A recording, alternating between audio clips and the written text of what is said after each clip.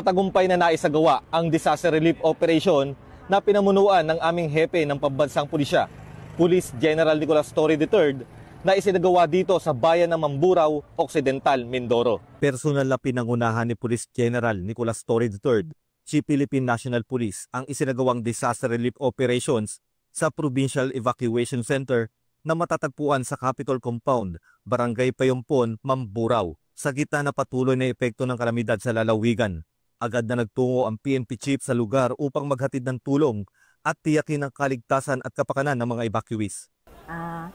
Nagpapasalamat po ako kay General Chief Torre na dinalaw ang amin dito bayan. Binigyan kami ng tulong na kami na salantahan ng bagyo. Maraming salamat po. Namahagi rin si Police Brigadier General Jean S. Pajardo ng cash assistance at relief goods para sa mga PNP personnel na nasalanta ng bagyo bilang malinaw na pagpapakita ng suporta sa kanilang kapakanan at pagpapalakas ng kanilang moral. Ako po ay nagpapasalamat sa aming Chief PNP sa kanya pong financial assistance na tinulong sa amin mga PNP personnel ng Mamburao Police Station. Kami po ay biktima ng sunod-sunod na bagyo na nagdulot ng baha at kami po ay isa sa mga biktima na nakatanggap ng financial assistance mula sa aming Chief PNP. Kasama na rin po ang goods na binigay sa amin. Bukod po doon ay nabigyan din po kami ng financial assistance.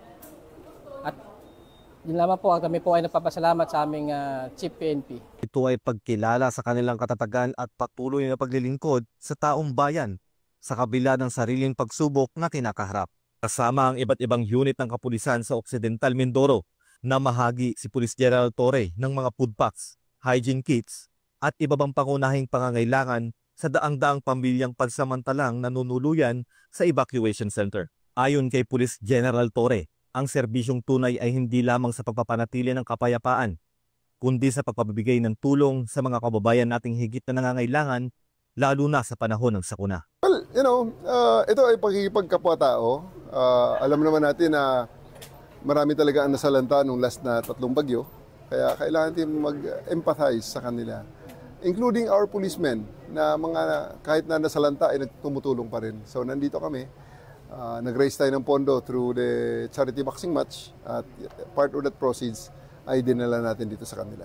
Mula dito sa Occidental Mindoro, ako ang inyong PNN correspondent, Patrolman Lubimir Julian, alagad ng batas, tagataguyod ng Balitang Pulis.